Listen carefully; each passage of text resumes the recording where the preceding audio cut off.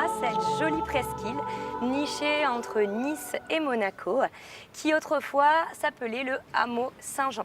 Le hameau Saint-Jean, c'était tout simplement un petit village de pêcheurs avec ses maisons en pierre concentrées autour du vieux port et de l'église. Et le hameau Saint-Jean était comme le hameau de Beaulieu, rattaché à la commune de Villefranche. À l'époque, le Cap-Ferrat, quant à lui, était une terre aride et rocailleuse avec une végétation extrêmement sauvage. Et ce sera grâce à la création d'un lac artificiel commandité par le maire de Villefranche à la fin du 19e siècle que le Cap va finir par se développer. Effectivement, il va se couvrir d'une végétation luxuriante et une dizaine d'années environ après la création du lac, nous verrons apparaître les premières propriétés. Fin du 19e siècle, début du 20e siècle, cette période qualifiée de belle époque sera justement celle qui permettra l'essor de toute la presqu'île. En 1904, le hameau Saint-Jean prendra son indépendance, sera rebaptisé Saint-Jean-sur-Mer, puis en 1907, Saint-Jean-Cap-Ferrat. À présent, je vous invite à me suivre au travers du village pour découvrir le patrimoine saint-jeannois. Nous voici donc juste devant la statue Le Pêcheur à l'épervier. Donc cette statue qui est vraiment la statue emblématique de Saint-Jean-Cap-Ferrat puisqu'elle paraît sur les plus anciennes photographies. Elle a été inaugurée en 1890, non pas ici mais au-dessus du Vieux-Port et sera déplacée donc en 1907. C'est une statue qui a été créée par l'artiste Claude Vignon, de son vrai nom Marie-Noémie Cadiot, qui était donc critique d'art, artiste et sculptrice. Cette dame était la femme de Maurice Rouvier, qui était à la fois banquier, journaliste, mais qui a été un grand homme politique et notamment président du Conseil général des Alpes-Maritimes. À présent, nous allons continuer en direction de l'avenue Jean Mermoz.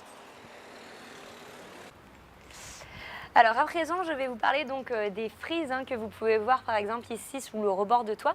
Les frises, eh bien, c'est un art populaire qui date donc de la fin du 19e siècle, qui a été importé par des Italiens venus de Toscane.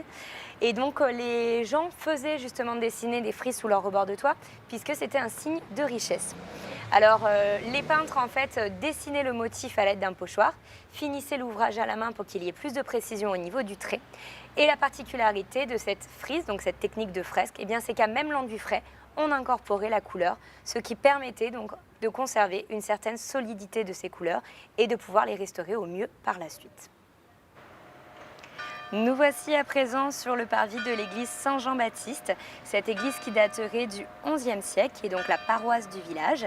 Alors juste ici, on surplombe donc le vieux port de Saint-Jean, ce vieux port qui a été construit entre 1840 et 1876 par les forçats du bagne de Villefranche. À l'époque, donc, la pêche était extrêmement importante, c'est ce qui va permettre de créer l'économie locale. Et il y avait une technique de pêche très prisée qui était la madrague, qui permettait notamment lors de l'arrivée des thons en avril d'attraper entre 100 et 120 thons en une seule matance. Sur la gauche, nous avons donc le nouveau port qui lui a été construit en 1972 par des salariés cette fois. Juste ici sur le parvis, vous pouvez également voir donc des canons. Ces canons, eh bien, ce sont les vestiges qu'il nous reste d'un fort qui s'appelait le Castrum San Hospitio, qui se situait donc sur la pointe Saint-Hospice et qui a été édifié au XVIIe siècle. Malheureusement, un siècle plus tard, lors de la prise du comté de Nice par Louis XIV, le fort sera rasé. Nous voici donc dans l'église Saint-Jean-Baptiste, qui est la paroisse du village. Cette église daterait donc du XIe siècle. Elle rend donc hommage à notre saint patron, Saint Jean-Baptiste, qui est celui qui présentera donc Jésus au peuple en disant « Voici l'agneau de Dieu ». Et effectivement, Saint Jean-Baptiste est facilement reconnaissable puisqu'il est toujours accompagné de son attribut, l'agneau. Donc juste derrière moi, vous pouvez admirer donc un tableau avec effectivement Saint Jean-Baptiste qui est transposé donc dans le décor de Saint-Jean-Cap-Ferrat avec donc en fond la pointe Saint-Hospice et le Cap-Ferrat. Nous voici donc au pied de l'hôtel La Voile d'Or. Alors la Voile d'Or, eh bien, il faut savoir que c'est à cet emplacement, à la fin du 19e siècle, qu'a été construit le premier hôtel de Saint-Jean sous le nom d'Hôtel de Paris.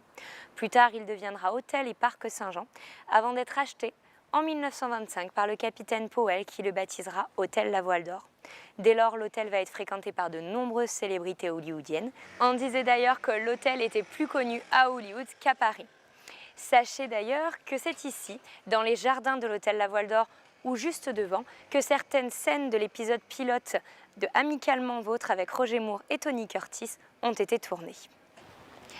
Nous voici à présent au Jardin de la Paix, point de départ ou d'arrivée de la Pointe Saint-Hospice. Une balade donc d'environ 40 minutes à 1 heure si vous incluez la visite de la chapelle et de la Madone.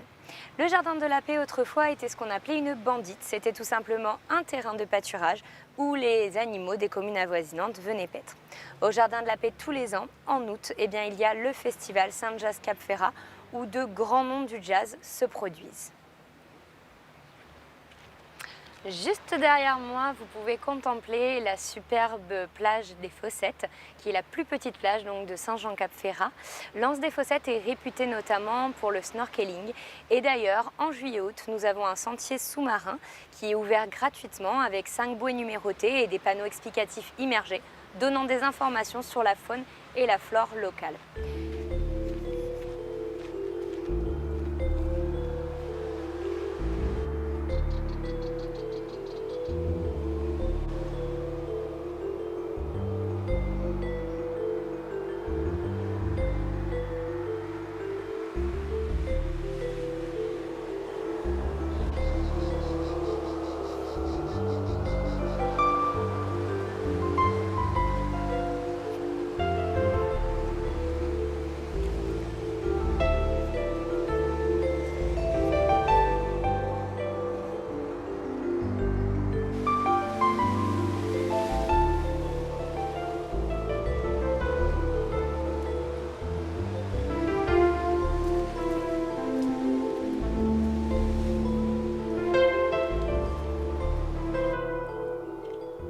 Nous voici donc au pied de cette Madone imposante qui date de 1903.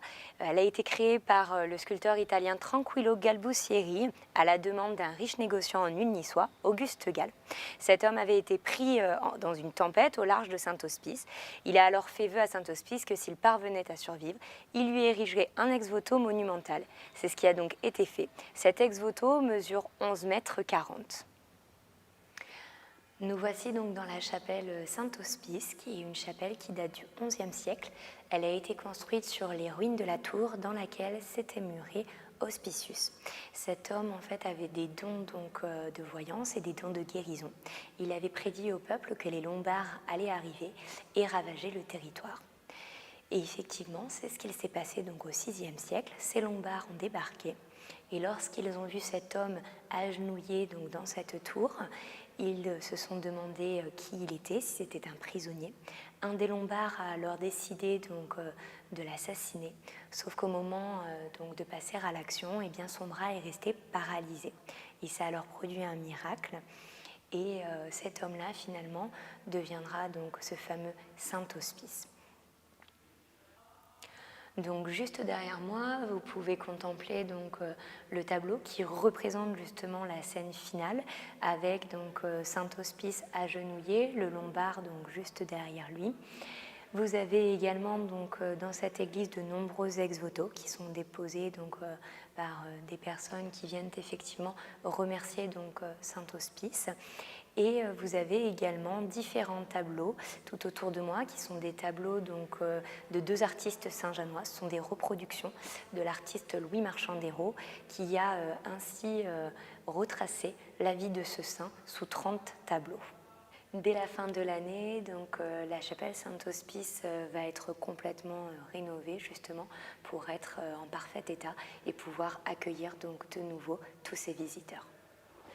Nous voici à la plage Paloma, point de départ ou d'arrivée de la Pointe Saint-Hospice. Cette plage a été créée en 1948 par l'architecte André Despéry. Elle est moitié privée, moitié publique. Le côté privé a accueilli notamment de très nombreuses célébrités venues du monde entier. Cette plage est la plus connue de la presqu'île.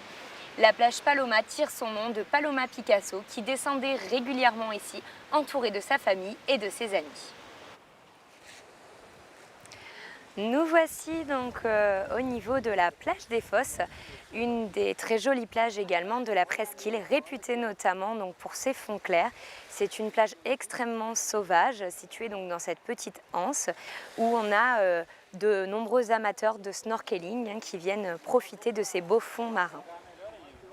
Juste derrière moi, donc le Cap Ferrat. Alors tout autour du cap, il y a un joli sentier du littoral qui se parcourt en 1 h 30 à 2 heures, qui est d'un niveau un petit peu plus sportif, avec une vue notamment sur la rade de Villefranche-sur-Mer. Vous pouvez également remarquer que la falaise derrière moi est considérablement déchiquetée. Et bien c'est parce qu'il y a eu à l'époque une carrière qui a été exploitée au début du XXe siècle pour pouvoir agrandir le port de Monaco. Et nous avons encore des vestiges tels que ces gros blocs de pierre dans l'eau qui permettaient en fait de hisser sur ce pont qui était construit les blocs de pierre pour les mettre sur les chalands et les transporter jusqu'au port de Monaco. Après avoir visité le village de Saint-Jean-Cap-Ferrat, je vous invite également à découvrir la villa Ephrussi de Rothschild, qui est un bijou de l'architecture de la Belle Époque, créé pour le compte de la baronne Ephrussi de Rothschild entre 1905 et 1912. Cette villa est ouverte tout au long de l'année et propose notamment en basse saison des brunchs, mais aussi des soirées musicales. Notre visite se termine ici. J'espère que vous avez apprécié le patrimoine saint-jeannois et je vous invite à venir nous rendre visite à l'office de tourisme à Saint-Jean-Cap-Ferrat. Vous pouvez profiter des visites commentées proposées gratuitement par l'office de tourisme de mars à septembre et également suivre les balades en mer qui sont proposées de mi-juin à mi-septembre. Vous pouvez également suivre cette visite via l'application Guidigo qui est téléchargeable gratuitement et qui retrace tout ce parcours avec les commentaires écrits et audio. Elle est téléchargeable en français, anglais et en italien.